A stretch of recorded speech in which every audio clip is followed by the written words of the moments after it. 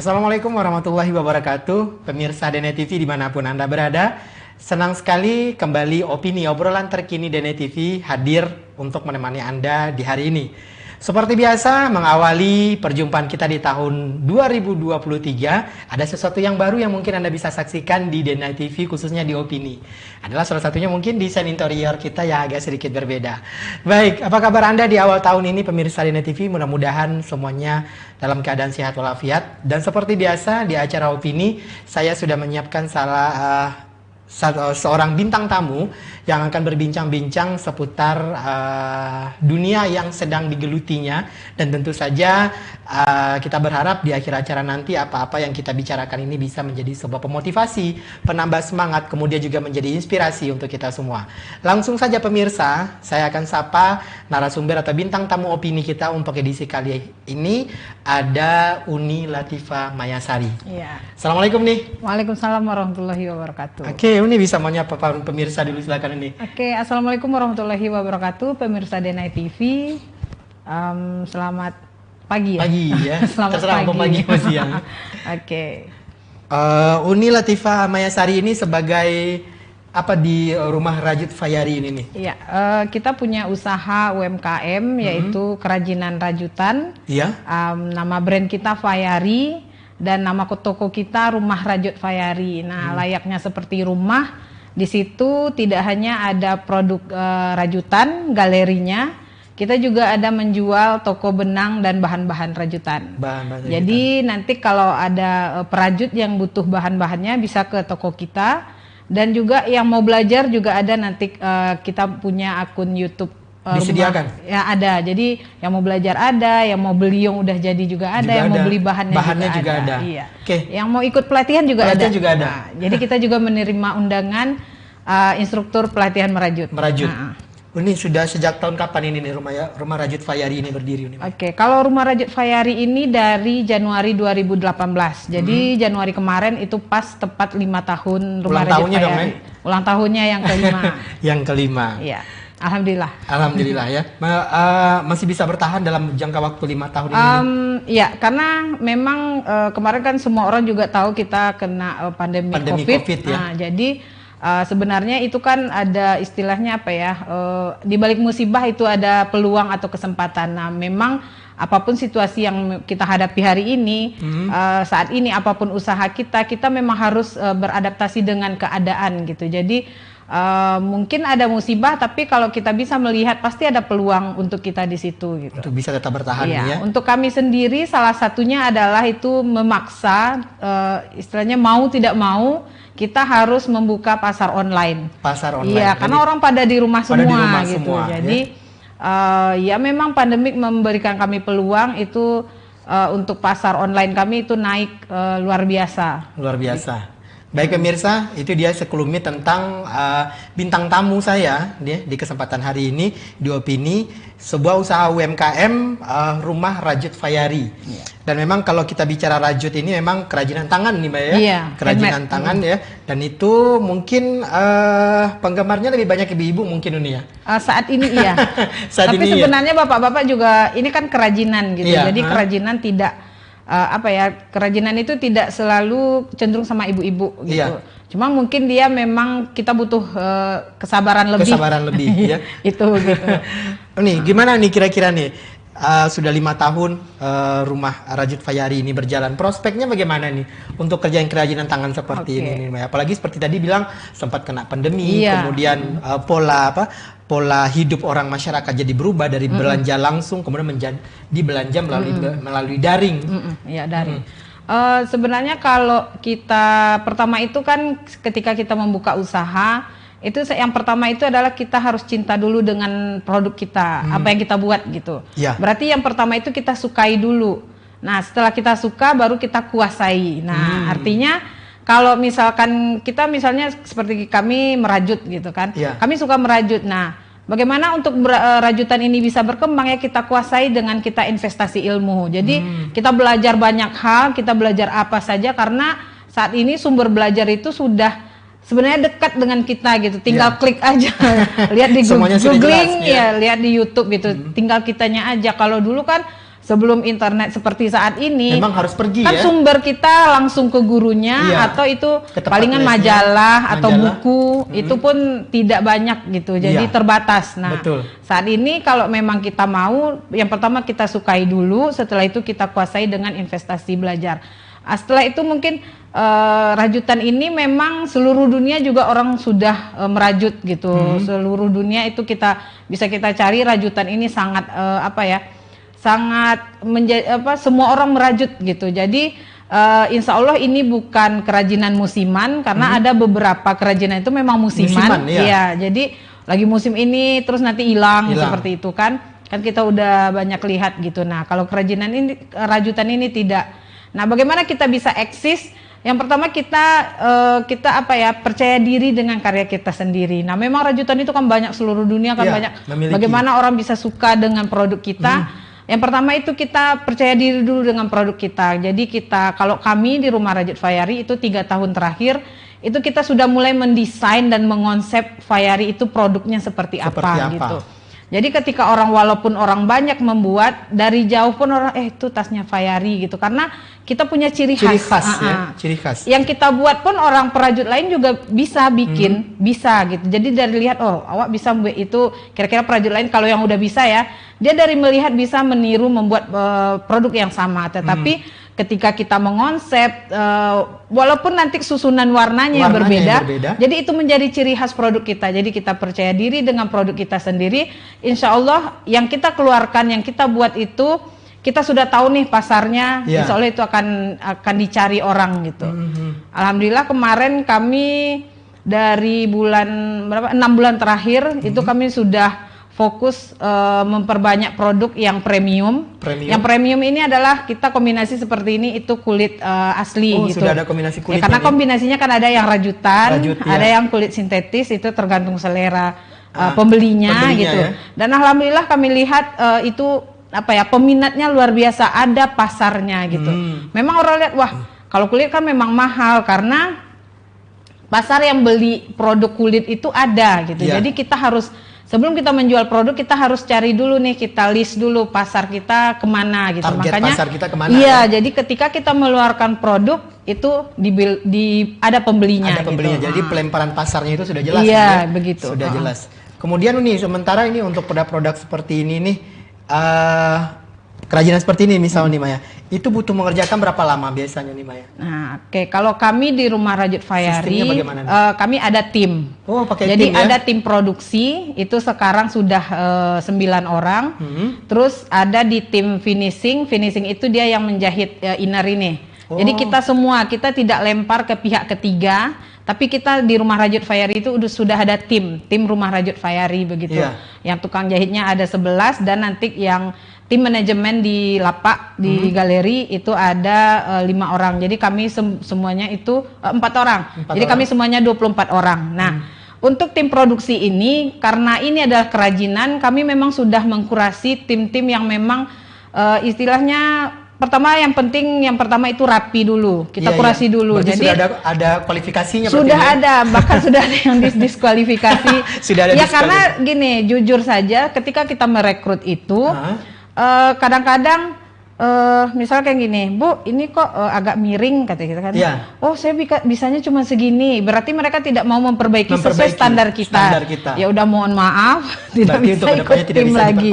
Jadi memang kami kurasi, yang tukang jahit pun seperti itu gitu. Jadi mohon maaf, memang ada yang memang tidak kami ikutkan dalam tim lagi karena pertama memang tidak sesuai kita dengan punya standar gitu yang diterapkan oleh kalau rapi ya udah ikut gabung di tim kita. Jadi ada sekitar 45% dari tim itu yang memang dari awal di 2018 itu ikut kita. Karena gini, mencari tim itu yang pertama itu adalah carilah tim yang memang tahu tujuan kita apa. Dia tahu tujuan Rumah Rajut Fayari itu apa, dan mereka mau sama-sama untuk mencapai tujuan itu. Seperti itu kira-kira. Lebih kurang ya. Baik, menarik sekali pemirsa ya. Itu mungkin sebagai sesi perkenalan pertama kita dengan Rumah Rajut Fayari, dan kita akan lebih menilik lebih dalam lagi tentang prestasi-prestasi apa sih yang pernah diraih oleh Rumah Rajut Fayari. Salah satu prestasi yang sangat membanggakan yang sempat ditoreh di tahun 2022 kemarin. Jangan kemana-mana, tetap di opini, obrolan terkini DNA TV.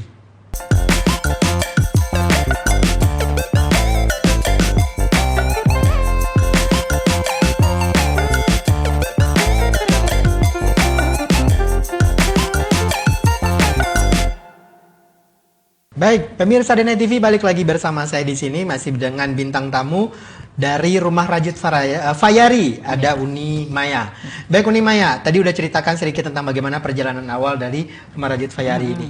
Nah, kira-kira nih Uni Maya untuk memperkenalkan produk ini. Ya, ini kan rajutan ini kan kadang-kadang kan tidak semua tidak semua orang menyukai. Mungkin sekarang kalau produknya mungkin lebih banyak produk untuk ibu-ibu ya, bapak-bapak mungkin masih belum ya. Belum sih. Nah, untuk promosinya sendiri bagaimana ini Maya? Oke, nah pertama itu kan tadi saya katakan untuk memulai usaha itu kita identifikasi dulu produk kita. Nah, produk kerajinan ini dari 5 tahun kami serius di dunia rajut, itu kami melihat promosi terbesar dan yang mempunyai pengaruhnya itu adalah pameran, expo, bazar. Sebenarnya itu beda-beda ini aja, beda-beda konsep, nama konsepnya bukan aja beda ya? Konsepnya gitu, pameran, bazar, expo. Nah, karena apa? Cenderung orang itu kalau kerajinan dia melihat detail produknya gitu. Jadi mereka datang misalkan yang di Kota Payakumbuh itu kan yang kita kenal itu acara Payakumbuh Fair. Setiap bulan Desember itu Pemko memberikan ruang untuk UMKM Kota Payakumbuh mempromosikan produk mereka. Nah, ketika kita promosi yang harus kita pahami ketika pameran adalah ini banyak juga sih teman-teman UMKM yang salah paham gitu. Kita di situ promosi. Nah, kalau ada terjadi penjualan itu bonusnya. Jadi promosi itu kami pengalaman kami di 2018 pertama kali kami pameran, itu waktu itu memang tidak terjadi jual beli gitu. Karena pengunjung itu mereka hanya melihat ini apa, ini ada rajutan gitu kan. Nah, setelah itu 2 bulan 3 bulan itu baru kita kan bagi-bagi kartu nama tuh untuk promosi. Kartu nama jangan lupa. Nah, itu senjata juga itu ajang promosi kita. Mungkin mereka tidak belanja di saat itu tapi masuk WA 2 bulan 3 bulan, Uni saya yang datang ke pameran hari itu. Baru terjadi transaksi. Nah, jadi mereka hanya melihat, kita kan memperkenalkan produk kita, kita berikan edukasi dan lain-lain tentang produk kita juga karena banyak orang yang tidak mengerti gitu. Jadi orang berpikir kalau pameran itu harus jual beli gitu. Itu yang keliru. Nah, itu yang keliru gitu. Jadi disitulah kita promosi, bahkan setahun setelah itu sampai sudah kusam kartu nama kita masih mereka simpan gitu. Saya tahun lalu ada acara ini saya sampai lupa ini yang mana gitu kan. Kita sendiri lupa. Nah, jadi itu konsep pameran, promosi dan lain-lain. Alhamdulillah di Kota Payakumbuh ini Pemko itu sangat mendukung untuk UMKM untuk ajang pameran baik promosi. Itu yang di tingkat Kota Payakumbuh, provinsi maupun sampai ke nasional. Nah, itu untuk pameran nasional itu di Jakarta itu ada banyak pameran baik yang kuliner maupun kriya atau fashion. Nah, kita kan masuknya di kriya. Di kriya. Nah, jadi di Pemko itu misalkan seperti kerajinan itu di Inakraf bulan Maret sama bulan Oktober. Nah, di situ UMKM itu dipilih dan bergantian. Digilir ya? Digilir karena misalkan tahun ini si A, tahun depan siapa gitu. Jadi ganti-gantian. Dan memang untuk ada kurasinya juga. Jadi tidak hanya saya UMKM kok saya tidak bisa ikut. Nggak bisa ikut ya? Ada kurasinya. Jadi produk yang siap untuk lanjut di nasional. Nah, kalau kita siap untuk produk kita untuk ke nasional kita diajak karena ada kurasinya. Nanti ada juga yang tingkat provinsi, ada juga yang kalau untuk Kota Payakumbuh rata-rata tidak ada kurasi. Pokoknya siapa yang berminat silakan daftar. Iya, alhamdulillah kemarin itu lebih 100 UMKM. Jadi akhirnya karena boothnya terbatas, jadi satu stand itu ada 3 sampai 4 orang. 4 UMKM-nya ya. Jadi yang penting kita istilahnya walaupun sempit berlapang-lapang begitu. Nah, itu salah satu dukungan pemerintah di situ. Nah, yang kedua yang perlu kita pahami adalah bahwa pameran itu tidak hanya dari pemerintah saja. Jadi ada pameran-pameran swasta yang memang kita biaya kita sendiri gitu. Sebentar nih, ketika pameran itu kita diajak oleh pemerintah, berarti segala sesuatunya pemerintah yang menyiapkan gitu. Tergantung acaranya, karena untuk acara tertentu kan undangan pameran sebelum COVID ya, dan sekarang pun sudah mulai. Tahun kemarin sudah mulai rame lagi acara gitu, tapi kalau waktu COVID memang tidak ada sama sekali. Jadi ada pameran itu yang memang full nanti di biaya pemerintah standnya, transportasi, akomodasi dan lain-lain gitu. Berarti kita tinggal bawa produk kita aja. tinggal bawa produk dan jualan di situ. Nah ada juga yang memang untuk pameran tertentu itu biasanya di Sumatera Barat itu hanya stand saja. Jadi nanti di UPTD Pondok Promosi Ibu Evi dia akan share di grup.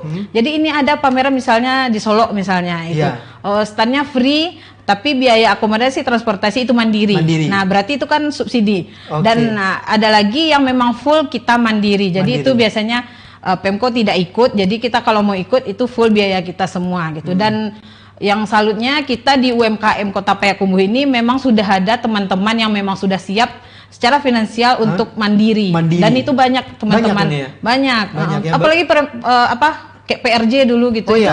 Teman-teman UKM Rendang itu mereka banyak yang daftar mandiri. Berarti dengan biaya finansial sendiri yang mereka untuk berangkat. Tetapi mereka yang berangkat itu mereka sudah lihat ini pasarnya istilahnya mereka pertama pun sudah ini sold out. Kadang-kadang mereka sudah riset dulu sudah riset dulu, kemudian kira-kira nanti produknya ini pangsa pasarnya di situ sudah ada apa belum begitu. Tapi kalau tempat baru, daerah baru, misalkan kota-kota tertentu, kalau memang baru itu memang kita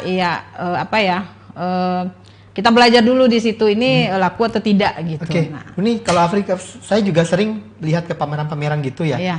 Mungkin karena pas saya datang itu tidak terjadi transaksi. Apakah memang seperti pernah ngalamin Uni Maya? Mungkin satu hari pameran itu tidak ada transaksi sama sekali. Orang cuma datang aja cuma lihat, oh ini atasnya bagus ya udah makasih pergi. Sama yang seperti Bang Afri katakan tadi, kerajinan ini tidak semua orang suka. Jadi kita harus tahu dulu pasar kita tuh di mana. Misalkan ada pameran-pameran tertentu kerajinan itu laku gitu. Misalnya tidak semua kerajinan juga ada fashion. Berarti tidak semua pameran jadi bisa memang kita riset. ikuti. Nah, jadi kita riset dulu. Misalkan kita dengar pameran itu yang itu laku gitu. Berarti kalau kerajinan nggak laku, ayo udah nggak ikut gitu. Tapi ketika yang di situ tuh kerajinan laku tuh, baru kita ikut gitu kan. Kita pun tidak semua pameran kita ikut karena kita ini dulu kita riset dulu gitu untuk acara. Apalagi bazar-bazar kecil itu memang kalau kami jujur saja karena kita baru 5 tahun kita baru belajar dan kegiatan pun kita baru ikut gitu. Jadi kita ya udahlah kita perkenalkan diri aja bawa kartu nama banyak-banyak seperti itu. Pernah baru kemarin itu tidak terjadi transaksi, tidak pacah tandu gitu. Tapi setelahnya kan kita share kartu nama, mereka pesan order 2 tas, sedang proses pengerjaan dan tambah lagi 2 tas gitu. Memang di hari itu memang tidak. Dan itu istilah kita kan keluar ini uang bensin, sudah keluar uang sudah makan keluar biaya kita juga. Udah, tapi tempatnya free gitu. Kita udah keluar duit tapi karena gini. Ketika kita ikut pameran, bazar dan lain-lain, itu jangan kita ngosek deh pitika luar, jangan seperti itu. Karena kalau kita punya usaha, itu kita masukkan ke dalam anggaran promosi, sudah masuk dalam harga tas ini gitu. Jadi kita harga tas tadi sudah masuk kalau kita pameran biayanya sekian sudah kita masukkan sudah ke masuk situ. Di dalam harga tas. Nah, kadang-kadang orang di situ enggak deh. Biayanya sekian, ntar jual beli atau tidak pacataluan enggak gitu, ragu gitu. Nah, kembali lagi kita ubah mindset kita untuk pergi itu bukan pitika luar tapi memang biaya yang memang harus kita keluarkan kalau kita punya usaha seperti itu. Keiklan. Nah, karena kan perusahaan besar saya dengar itu iklan itu adalah biaya terbesar mereka. Biaya terbesar mereka, benar. Bagaimana produk ini bisa lebih dikenal lagi oleh pangsa pasarnya seperti itu.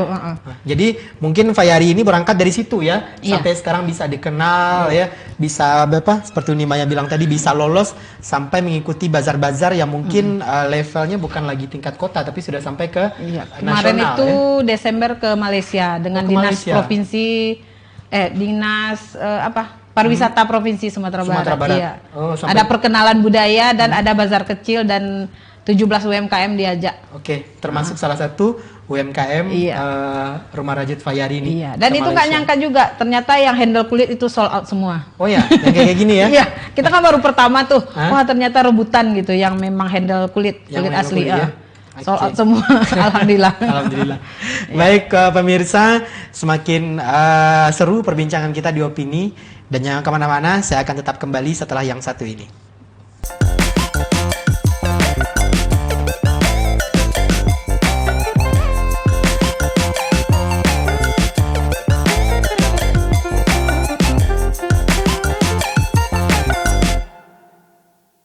Baik, pemirsa Dene TV masih di Opini bersama Rumah Yadu Rajut Fayari, masih bersama Unimaya. Iya. Baik, tadi kita sudah bercerita panjang lebar ya bagaimana proses awal dari Rumah Fayari, kemudian produk-produknya dan kemudian sampai produk ini dikenal ya, sampai ke tingkat nasional dan meraih sebuah prestasi yang cukup cukup prestisius lah ya di Indonesia sebagai juara 2 di kategori kria. Kategori kria. Ya, Anugerah Bangga Buatan Indonesia. Anugerah Bangga Buatan Indonesia. Bisa diceritakan sedikit ini Maya? Ini penghargaan ini diberikan oleh siapa dan untuk apa? Oke. Nah, jadi ada sebuah program nasional yaitu Bangga Buatan Indonesia, itu sudah di-launching dari beberapa tahun yang lalu oleh Presiden Republik Indonesia. Nah, jadi dalam kegiatan itu ternyata setelah kegiatan itu ada Anugerah Bangga Buatan Indonesia. Jadi mereka yang sudah lulus kurasi di kegiatan Bangga Buatan Indonesia, kalau untuk Sumatera Barat tahun kemarin itu ada 3 kota. Jadi Bukit Tinggi launchingnya dibuka oleh Wakil Presiden, lalu Kota Payakumbuh dan kita kemarin sempat ikut juga, dan penutupannya di Kota Padang.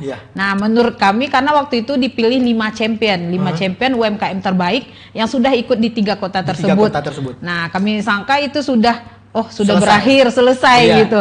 Ternyata beberapa bulan setelah itu ada masuk info dari WA gitu. Ibu terpilih sebagai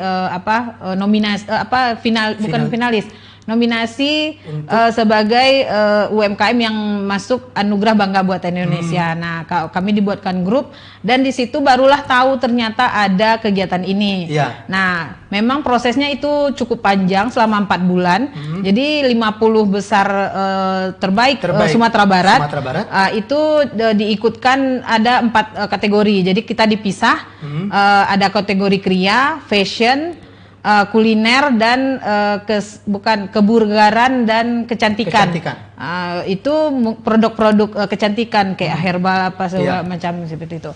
Nah, jadi kami ikut, lalu alhamdulillah masuk di 10 besar karena masing-masing kurasi pertama tentu administrasi dan lain-lain gitu, dan produk ini kita kirimkan Instagram kita, jadi mereka melihat dari Instagram kita produk kita. Jadi kita nggak ngirim foto full semua, tapi ada sih mereka minta foto-foto terbaik. Terus kurasinya juga ada. Yang menarik bagi saya adalah penilaiannya waktu itu pemberdayaan masyarakat gitu. Jadi apakah usaha kita ini ada efeknya terhadap masyarakat di sekitar kita. Nah, seperti itu. Lalu ada penjualan online, penjualan kita sendiri. Bahkan waktu itu kan rata-rata UMKM kan memang terjadi penurunan itu nggak masalah bagi mereka. Tapi apa upaya? Bukan, maksudnya omset kita turun, ya nggak apa-apa Bu, sampaikan secara jujur keadaan kita, UMKM kita, lalu apa upaya yang kita lakukan. Nah, disitulah ada penjualan online dan lain-lain. Nah, terakhir masuk 10 besar, lanjut ke 3 besar, itu ada membuat video profil. Jadi dalam 1 menit kita buatkan videonya full tentang usaha kita. Dan itu memang butuh konsep. Saya minta bantuan sama teman, alhamdulillah akhirnya tidak boleh lebih dari 1 menit, harus 1 menit, dan alhamdulillah akhirnya kami lulus masuk top 3. Nah, untuk yang top 3 ini pemilihannya beda lagi, nggak pakai juri, tapi voting dari masyarakat. Nah, jujur saja mungkin kemarin itu yang memilih, yang voter itu sekitar 8.800 pemilih untuk acara itu. Karena mungkin boleh share di sini nggak? Karena di situ ketika kita voting itu kita diminta email sama nomor handphone. Ya adalah beberapa teman kami yang tidak bersedia ya. Iya, karena antisipasi gitu ya, nggak apa-apa. Kalau mereka nggak mau, kita nggak maksa. Berarti ada yang tidak ikut voting, ya nggak apa-apa gitu. Nah, di pilihan pemirsa ini melalui email dan nomor handphone itu, alhamdulillah kita di peringkat kedua. Peringkat pertama itu adalah Mutiara Lombok, Lamops. Nah, itu juara 1, juara 3-nya di Kalimantan Rabita, yaitu tas juga, tapi tenun Kalimantan gitu. Seperti itu. Dan kita juara 2 di Rajut, produk Rajut ini. Sebenarnya kami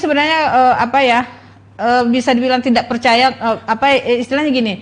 Kita ikut ajang nasional sementara kita dari daerah. Dan Rajut Jaring ini kan produknya Rajut Jaring. Itu belum terlalu populer di Indonesia, dan mungkin ya inilah saatnya kita diberi kesempatan untuk memperkenalkan rajutan itu bisa juga yang seperti ini produknya. Gitu. Dan itu tadi kami sampaikan Rumah Rajut Fayari itu mereka punya konsep sendiri. Dan disitulah bedanya, mungkin ada nilai plus di situ. Plusnya, ya, sehingga bisa membawa trofi yang sekarang pemirsa bisa lihat ini adalah trofi Piala Kemenangan Juara 2 kategori kria. Kategori kria Bangga Buatan Indonesia tahun 2022. Nah, setelah mendapatkan penghargaan seperti ini, nih Maya, apalagi ini konsep kedepannya untuk Fayari ini? Ini sekarang kalau kita lihat nih tasnya kan seperti ini nih. Ya, ini rata-rata kan untuk ibu-ibu nih. Untuk kedepannya ada nggak mungkin membuat segala sesuatu membuat produk yang mungkin bisa dipakai juga mungkin untuk laki-laki, untuk bapak-bapak mungkin ya, karena ini kan pangsa pasarnya lebih kepada ibu-ibu ini untuk kedepannya nih bisa nih. Memang kemarin itu kami dapat tantangan dari bapak-bapak, cobalah bikin produk untuk bapak-bapak gitu. Karena memang sempat kemarin bikin dompet kecil, tapi mirip punya ibu-ibu juga. Jadi kayaknya perlu ini eksperimen lagi nih bikin. Karena kalau bapak-bapak itu mereka cenderung suka produk kulit. Yang rajut ada sih, tapi kayaknya belum cocok gitu. Ya? Tapi nggak bolehlah kita belajar lagi untuk bikin produk untuk bapak-bapak. Jadi nggak hanya ibu-ibu, bapak-bapak juga bisa ya. Jadi pangsa pasarnya lebih luas ya. Nah, kemudian ini untuk sedikit menambahkan aksen-aksennya mungkin untuk menampilkan kalau ini memang ciri khasnya Fayari yang berasal dari Sumatera Barat. Mungkin kalau daerah-daerah lain mungkin seperti di Lombok itu mungkin mereka itu ada ciri khas daerah yang ditampilkan. Untuk Fayari ini sendiri untuk kedepannya ada nggak nih mungkin dari segi warna kah atau dari segi coraknya mungkin yang ada menggambarkan mungkin dari provinsi Sumatera Barat atau Payakumbuhnya gitu. Ya, kemarin itu kebetulan ini produknya sudah sold out. Kita ada pembinaan Ikra, ada Mas Wigyo namanya. Mereka dia adalah pecinta tenun.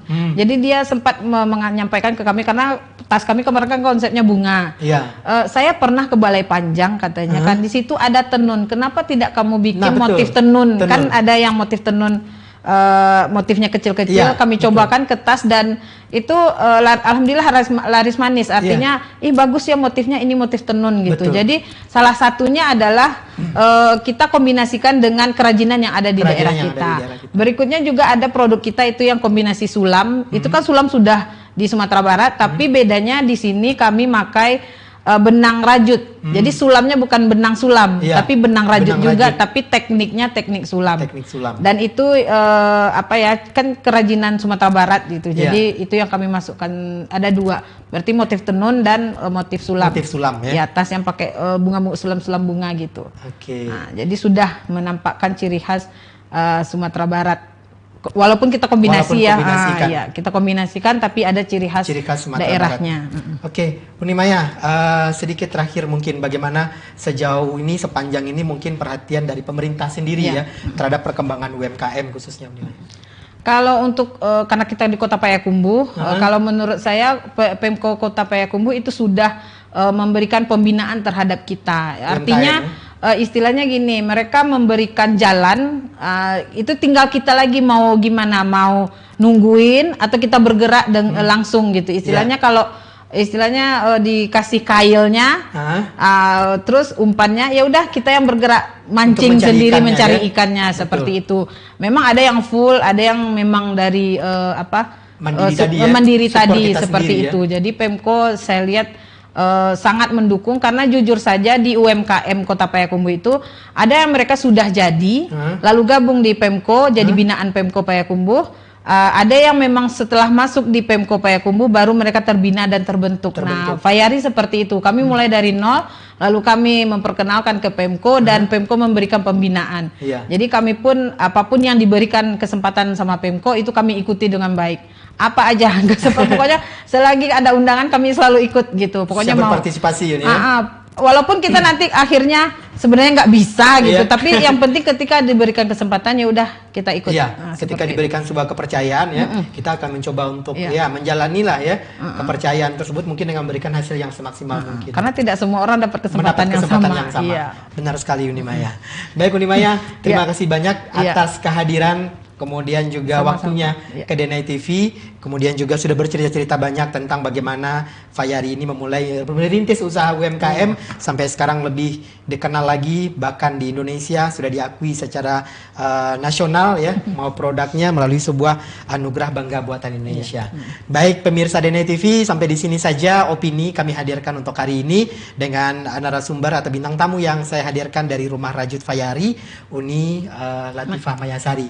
Terima kasih untuk narasumber, kemudian juga terima kasih buat pemirsa yang sudah menyaksikan acara ini. Kita akan berjumpa lagi di acara berikutnya di opini, tentu saja dengan bintang tamu yang lainnya. Demikian saja, terima kasih. Assalamualaikum warahmatullahi wabarakatuh. Waalaikumsalam warahmatullahi wabarakatuh.